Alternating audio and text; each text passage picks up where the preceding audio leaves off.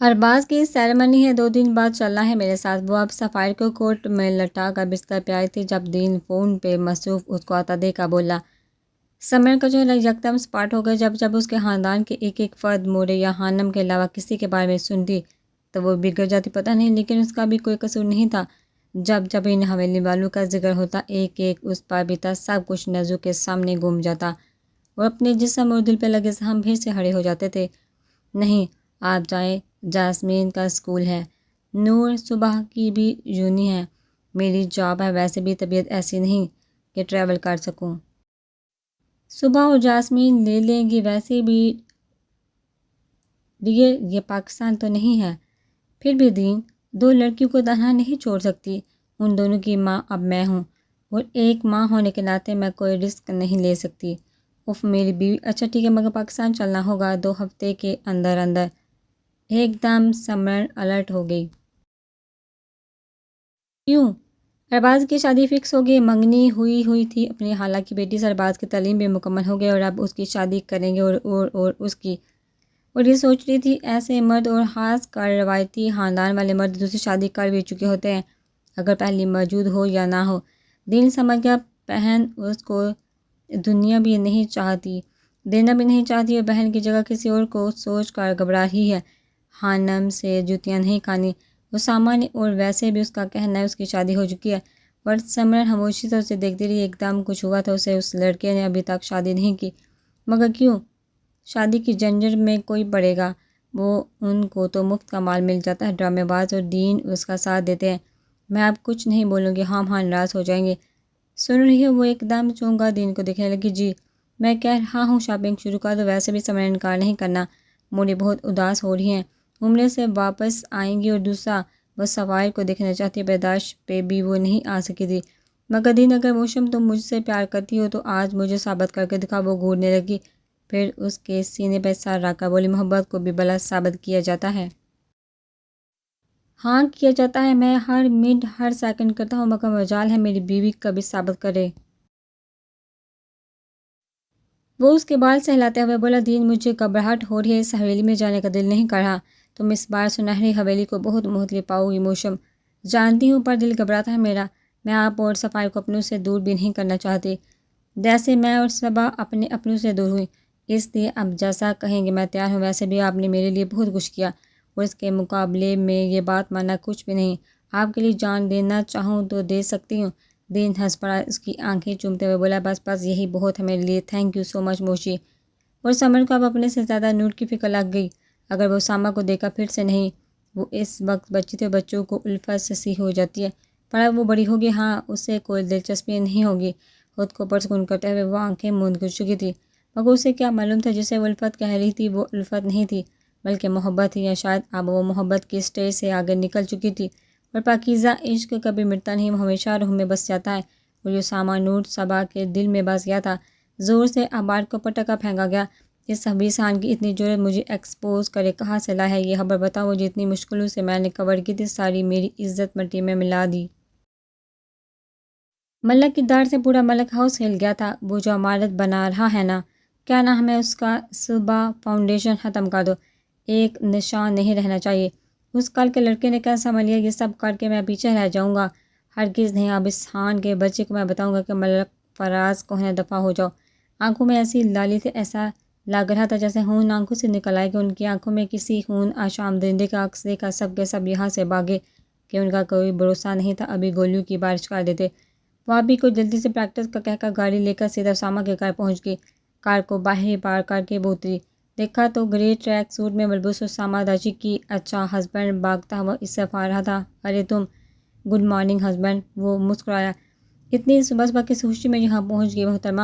وہ اس کے سامنے کھڑا ہو کر مسکرا کر بولا کہ تم مجھے اچھا سا ناشتہ بنا کر دو گے؟ وہ بھرپور کھلکھلاہٹ سے بولی، بس میرے سے دوستی شاید محترمہ نے کھانے کی وجہ سے کی تھی، ورنہ شاید گھر والے کھلاتے نہیں کچھ بھی۔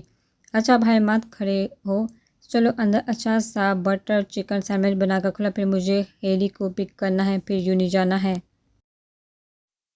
آپی کو بتا کر نہیں؟ وہ اس کے ساتھ چلتے ہوئے بولا، آپی اتنا نہیں پوچھتی، پر کل میری کلاس لینے لگی تھی۔ خیر، گلشیر اٹھ گیا، نہیں نماز پڑھ کر سو گیا تھا، جبکہ میں جاگنگ کے لیے نکل گیا تھا۔ اچھا دین بھائی اٹھے تھے، وہ پاکستان کی بکنگ کروا رہے ہیں۔ او گاڈ، مجھے مظفر آباد جانا ہے۔ ویسے غزل ڈاکٹر بن رہی اور وہ سلیم کا کیا ہوا؟ سلیم کو جیل ہو گئی تھی مگر 1 مہینے کے اندر اندر وہ چھوٹ گیا۔ میری تو بھرپور کوشش تھی وہ سرتا ہے مگر خیر غزل سے میں اس کی ڈائیورس دلوا چکا تھا۔ اس کے ساس ہمارے ہاں کام کرتی تھی، یعنی وہ سمجھو ہماری ٹیلر تھی۔ انہوں نے غزل کو اپنی بیٹی سمجھ کر رکھنے کو کہا مگر میں راضی نہ ہوا، لیکن خانم نے اس کی ذمہ داری لے لی تو وہ ادھر ہی حویلی میں رہتی رہی، مگر جب اس کے ساتھ کی ڈیتھ ہوئی تو 2 سال پہلے میں نے اسے عیشا ہاؤس بھیج دیا۔ واؤ، بہت اچھا ہو گیا۔ وہ بہت گندا تھا، بہت مارتا تھا اس کو، ایسے انسان کو تو انسان بھی نہیں کہنا چاہیے۔ ویسے عیشا ہاؤس کہاں ہے اور کس کا ہے؟ اسامہ کافی مشین نکلواتے ہوئے اسے دیکھنے لگا اور مسکرایا، میرا ہے بلکہ میرا نہیں۔ سارو کہاں ہے؟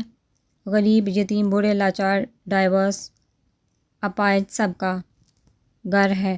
کیا مطلب؟ تم NGO کا کام کرتے ہو؟ تم ایک سوشل ورکر ہو؟ نور کے لہجے میں حیرت ہی حیرت تھی۔ اسامہ ہنس پڑا، پھر کافی مشین میں ڈالتے ہوئے بولا، یہ سوشل ورک شوشے لوگ کرتے ہیں، میں بس ایک مسلمان ہوں اور ایک مسلمان ہونے کے ناطے اپنی بہن بھائی کی مدد کر رہا ہوں، بلکہ خدا کے کام ہے، میں تو ایک وسیلہ ہوں۔ وہ سنجیدگی سے نور کو اتنا پیارا لگا تھا کہ وہ خود کو روک نہیں پائی تھی اور سیدھا جا کر اسے حق کر چکی تھی۔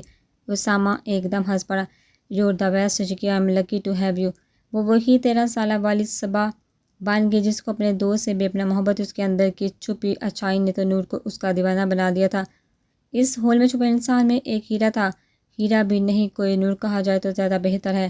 خیر جلدی کرو، پھر تم لوگوں کی پریکٹس کروا کے مجھے کسی اہم کام سے جانا ہے۔ ویسے اتنا بزی شخص کے پاس پرسنل ٹیچر بننے کا وقت کیسے آ گیا؟ اسامہ کو جبڑا پکڑا کر پیار سے ہلاتے ہوئے بولی، اسامہ کا جبڑا پکڑ کر پیار سے ہلاتے ہوئے بولی، بس تم جیسے ویمپ کے لیے تھوڑا سا خون جلانا پڑتا ہے۔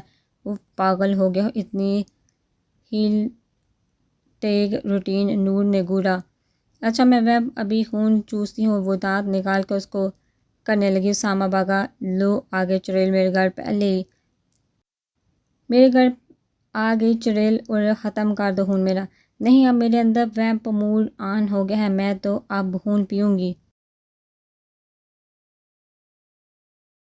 وہ ہنستے ہوئے اس کے پیچھے دانت نکال کر آئی۔ وہ نٹ پہ بال گرا کر مڑی تو رک گئی۔ قاسم کھڑا ہوا تھا، لمبا، اونچا، مہنگے لباس میں ملبوس ہینڈسم قاسم اس کے سامنے موجود تھا۔ ابھی چھٹیاں ہوئی تمہارے، پھر سے جونی کھل گیا، تم یہاں کیا کر رہے ہو؟ صبا کے ماتھے پہ بل بڑھ گئے۔ سویٹی، بھول کیوں جاتی ہو کہ یہاں کی ٹیچر میری بیسٹ فرینڈ ہے؟ بیسٹ فرینڈ یا گرل فرینڈ؟ صبا آنکھیں کماتے ہوئے جھک کر بوتل اٹھانے لگی۔ کیوں تمہیں جیلسی ہوتی ہے؟ صبا ہنس پڑی، یار شہزادے جاؤ اپنا کام کرو، میں تمہاری شکل دیکھنا نہیں پسند کرتی۔ اور جیلسی؟ ہاں سمجھ سکتا ہوں، یہ چیز تمہاری پسند ہے، مغرب کے روپ میں چھپا تمہارا مشرقی حسن، تمہاری حیا، تمہاری کم عمری مجھے تمہارا دیوانہ کرتی ہے۔ ہاں بالکل صحیح کہا، ساری باتوں کی ایک بات، میری حیا مجھے اجازت نہیں دیتی۔ اور رہی بات جیلسی کی، تو میں صرف اپنے شوہر کے لیے ہو سکتی ہوں کیونکہ اس کا حق صرف مجھ پر ہے، میں یہاں غیروں کے لیے پوزیسو یا جیلس بنوں۔ ہاں تو یہ شوہر بنے کا حق مجھے دے دو نا۔ سوری، میں حق کسی کو پہلے دے چکی ہوں۔ وہ کہنا چاہتی تھی، پھر یہ بھی تھا اپی کو پتہ چل جائے گا، مگر نہیں، جب وہ شادی شدہ ہے تو وہ کیوں انکاری ہوئے؟ سوری، میری بہن نے یہ بات چھپائی، ظاہر ہے تم بھی پوچھو گے پھر وہ ہے کہاں، لیکن بتاتے چلو میں میرڈ ہوں۔ ایک دم قاسم کو جھٹکا لگا، واٹ؟ جی، اور یہ ابھی کی بات بھی نہیں ہے، 6 سال پہلے کی، اور میرا نکاح دین بھائی کے کزن سے ہوا تھا۔ تم مذاق کر رہی ہو؟ میرے سے جان چھڑوانے کا اچھا طریقہ ہے صبا، اور مجھے ایسے مذاق نہیں پسند۔ وہ تو جیسے غصے میں آ گیا، مجھے مذاق پسند ہے بہت زیادہ، مگر بات اگر میری پرسنل پہ آتی تو اس میں کوئی مذاق نہیں کرتی، اور آپ کو مسئلہ ہے تو میں ابھی اپنے شوہر سے ملاقات کروا دیتی ہوں۔ اسٹاپ اٹ، نہ کرنے کے لیے تم اتنا گر سکتی ہو؟ جھوٹ کی بھی کوئی حد ہوتی ہے صبا، مگر اب نہیں، بہت تم سے بات کر لی، مگر اب میری ماں اور بہن آئیں گی تمہاری بہن سے رشتہ مانگنے، اور تمہاری بہن انکار ہرگز نہیں کرے گی۔ اب میرا جوتا اٹھ گیا نا قاسم، تو تمہاری بدنامی ہوگی۔ میں لحاظ نہیں کروں گی، میں نے بتایا نا میری شادی ہو چکی ہے، ہو گئی ہے، کتنی بار بتاؤں، اور بولا بھی ہے کہ میں ملواتی ہوں، پھر بھی تمہیں لگ رہا ہے۔ وہ اب غصے سے بولی تھی، پھر تیزی سے اسامہ کے کمرے کی طرف بڑھی، مگر پتہ چلا وہ کب کا چلا گیا ہے۔ وہ اپنا فون نکال کر کال میں لا رہے تھے، اس نے فون کاٹ دیا، اس کو غصہ آیا، فون اٹھا، اس نے ٹیکسٹ کیا، وہ جیسے سینڈ کا بٹن دبانے لگی، فوراً میسج آ گیا، وہ بھی نہیں تھے کہ بتا سکتی، لیکن اسے دین کا جواب معلوم تھا۔ صبح صبح جو ان کے ساتھ لنچ کر رہی تھی، چونکہ جی آپی میں آج بہت محسوس کر رہی تھی، آپ بہت خاموش تھی۔ نہیں تو تمہیں ایسا کیوں لگا؟ بس کیا دین بھائی سے پھر تو لڑائی نہیں ہوگی؟ وہ اب چاول کا چمک منہ میں ڈال کر ہلکا سا گھٹے ہوئے بولی، ایسی بات نہیں ہے، دین اور ہماری لڑائی میری اور تمہاری طرح نہیں ہوتی۔ اس کو چھوڑو، یہ بتاؤ، آئی نو ابھی تم صرف 18 سال کی ہو، پر میں چاہتی ہوں، میں شادی شدہ ہوں، یا ہاں اگر آپ نے میری رخصتی کروانی ہے تو ضرور۔ نور صبا کا نام اسامہ سے لگ چکا ہے، اب وہ قیامت تک نہیں ہٹے گا آپی۔ وہ سمجھ گئی تھی، تبھی تیزی سے بولے، سمرن کو جھٹکا لگا اور وہ بالکل ساکت ہو گئی۔ وہ اب تک اسامہ کو نہیں بلا پائی تھی۔ نور صبا لب وا ہوئے تو بس یہی کہا گیا، تم ابھی تک وہ شخص یاد ہے؟ تم ابھی تک اس شخص کو نہیں بھولی؟ یہ اس شخص کیا ہوتا ہے آپی؟ اور میں کبھی بھولی ہی نہیں اسے، تو مجھے ایک دم کیسے یاد آنے والی بات ہے؟ بے معنی ہوگی، کوئی بیوی اپنے شوہر کو بھی بھول سکتی ہے بھلا؟ نور صبا سمرن غصے سے اٹھی، صبا جبکہ پرسکون بیٹھی۔ صبح ایک دم چونک پڑی۔ سمرن اسے پکار رہی تھی، جی آپی۔ وہ کچھ زیادہ ہی سوچ میں نہیں جانے لگی، میں یہ کہہ رہی ہوں شادی کے بارے میں کیا سوچا؟ تم کچھ نہیں کہو گی، انہیں جو کچھ کروں گا وہ میں کروں گا، ایسے دل میں نفرت پھیل جائے گی کہ میں نے تمہارا دماغ خراب کیا ورگلایا ہے۔ میں چاہتا وہ پورے دل بھرپور آمادگی سے رشتہ قبول کرے۔ جی آپی، یہ کوئی عمر ہے ویسے؟ میری بھی اسی عمر میں ہوتی، وہ اسے کہنا چاہتی تھی، آپ سے بھی چھوٹی عمر میں ہوگی میری، مگر خاموش تھی۔ آئی نو تم ابھی ینگ ہو، مگر اگر اچھا رشتہ مل رہا ہے تو کیوں ہاتھ سے گنوائے سویٹ ہارٹ؟ اس نے صبا کا ہاتھ پکڑا۔ آپی فی الحال میں نے کرنی نہیں ہے۔ فی الحال کیا؟ مجھے کرنی ہی نہیں ہے، میں بس پڑھائی میں کنسنٹریٹ کرنا چاہتی ہوں اور اپنا کیریئر بنانا چاہتی ہوں۔ اس نے گویا بات ہے تمکا دی، مگر سمرن کو یہ وقت ٹھیک نہیں لگ رہا تھا۔ ویسے بھی یونی سے تھکی ہاری بھی پوچھنا ٹھیک نہیں تھا۔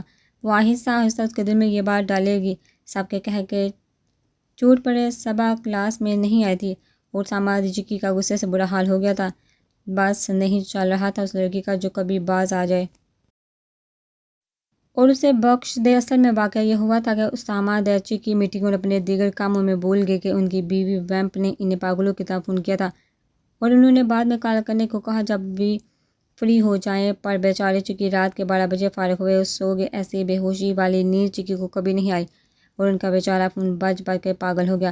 پھر مسز چکی یعنی ویمپ کو اپنا اگنور ہوا برداشت نہ ہوا تو صبح فجر کے وقت پہنچ گئی اپنے گھر۔ وہاں دیکھا اسامہ دیچی کے ابھی تک ہوش و حرص سے بیگانہ تھے اور نور صبا کو آگ لگ گئی، جہاں وہ رات سے بے چین تھے اور آپی کچھ کر نہ دیں، جہاں چکی مزے سے دنیا سے بے نیاز ہو رہا تھا۔ صبا میڈم نے اپنے بیگ سے سامان نکالا اور پھر اپنا کام کر کے یہ جاؤ وہ جا اب ہوا یہ جن اسامہ دیچی کی اٹھے انگڑائی لی، لیکن انہوں نے جب ٹائم دیکھنے کے لیے فون اٹھایا تو ٹائم کی تو پرواہ نہیں بلکہ اپنے ہاتھوں میں لگی تیز ریڈ نیل پالش نے ان کی ہوش اڑا دیا۔ پھر انہوں نے دیکھا نہ صرف ہاتھ بلکہ پیروں میں بھی بڑی ہی خوبصورتی سے لگائی۔ یہ کیا؟ اس نے اپنے ہاتھوں کو وحشت زدہ ہو کر دیکھا، چہرہ تو محترم کا احساس سفید ہوا جیسے کوئی چڑیل دیکھ لی ہو۔ تیزی سے اٹھ کر جلدی سے واش روم بھاگے، مگر ادھر سے بھی اس کی چیخ نکلی کیونکہ صبا میڈم اس کے بال بلو کر چکی تھی۔ اس کے خوبصورت کالے بال اس وقت نیلے رنگ کے تھے۔ یا اللہ، یہ کون سی آفت آئی تھی؟ دماغ نے کام کیا تو آفت کا نام فوراً دماغ میں آیا، اور پھر جب اسامہ دیچی کی غصہ آئے تو بس پھر ان کے ساری ہوش کی ٹاٹا بائے بائے ہو ہی جاتی ہے۔ مگر اب تو اپنے کام کا سٹریس بھی ایسا حاوی تھا کہ بس پھر نہ نیل پالش صاف کرنے کا سوچا، بس سیدھا شاور لیا کہ کم از کم یہ صاف کیا جائے، مگر 50 بار شاہو کرنے کے باوجود بھی نہیں ہو پایا۔ پھر مزید ہائپر ہوئے، جیسے اسکول میں داخل ہوئے تو سامہ دا کوچ کو ایک نئے روپ میں دیکھ کر سب کی ہنسی کو بریک لگا اور سماجی کے غصے کا بریک فیل۔ اب چکی صاحب اس جیلی کو ڈھونڈ رہے تھے جو ایک سیڑھی میں بیٹھی ربیکہ کو قصہ سنا رہی تھی۔ ربیکہ نے جب سامہ کو دیکھا تو اس کا منہ کھل گیا۔ پھر ان محترمہ کی ہنسی چھوٹی جب صبا دی جیلی مڑی غصے سے بھرپور ٹام کو دیکھا، وہ ڈر گئی، یہ اسکول کیسے آ گئے تمہیں وہ تیزی سے اوپر بھاگے، اسامہ بھی پیچھے بھاگا۔ ربیکہ کو اب جھٹکا لگا، یہ کیا اسامہ سر نور کے پیچھے کیوں بھاگے؟ اب میں تمہیں قسم سے صبا نیچے اٹھا کر گراؤں گا، پہلے پکڑ تو لو۔ بلو ہیری چکی صبا وہ تیزی سے چھت کی طرف بڑھی، اسامہ نے بھی اپنی سپیڈ بڑھائی، مگر جیسے ہی وہ پہنچی چھت کا دروازہ بند تھا، وہ اسامہ نے اسی وقت پکڑ لی۔ یہ کیا کیا ہے تم نے؟ وہ غصے سے دائیں وہ ہنسنے لگی، پاگلوں کی طرح ہنسنا بند کرو۔ وہ چلائے، اسے کوئی پرواہ نہ تھی۔ اس وقت اس کی دشمن سامنے تھی جو بدقسمتی سے اس کی بیوی تھی۔ ویسے کیوٹ لگ رہے ہو ہسبینڈ، صبا یہ کیا بےہودگی ہے، میں نے ایسا کیا کیا؟ وہ معصومیت سے آنکھیں نکالتے ہوئے بولی، وہ اب چوہیا کی بجائے بلی لگ رہی تھی، تم نے میرا فون نہیں اٹھایا۔ فون نہیں اٹھانے پر تم یہ کرو گی؟ وہ اب غصے سے اس کی آنکھوں میں دیکھتے ہوئے بولا، آئی نو بلیک میں تم ڈیشنگ لگتے تھے، مگر بلو صحیح کورین ایکٹر، میں نہ تمہیں سیڑھیوں سے گرا دوں گا۔ وہ اب اس کو پکڑ کے گرانے لگا، پھر جان آپ کی ہی جائے گی۔ بات تو اس نے صوفے سے سچ کہی تھی، جلدی سے میرے بالوں کا کچھ کرو۔ غصے میں کام کرے دماغ کا، نیل پالش صاف کرنے کے لیے پرفیوم بھی استعمال کر سکتے تھے، دوسرا بال شیمپو سے صاف بھی نہیں ہونا تھا، اس کا اسپیشل ریموور ہے۔ جو بھی جلدی کرو، ارباز کی کنویکشن میں ایسے نہیں جا سکتا۔ وہ اپنے بالوں کو کھینچتے ہوئے بے بسی اور غصے کے ملے جلے تاثر سے بولا، نہیں ہسبینڈ بہت اچھے لگ رہے ہیں، ہاؤ کیوٹ نیل پالش۔ اس نے اسامہ کا ہاتھ اٹھا کر پیر سے پکڑا اور پکس لینے لگی۔ اسامہ نے کھینچا اور پھینکنے لگا، نہیں، اگر تم نے ابھی میرا کچھ نہیں کیا تو میں ایک تو تمہارا فون کو گرا دوں گا اور دوسرا سب کے سامنے اٹھا کر لے جاؤں گا۔ ہاؤ کیوٹ، پھر پیچھے گانا گائے گا، تینوں لے لے کے میں جاواں گا، دل دے کے میں آواں گا۔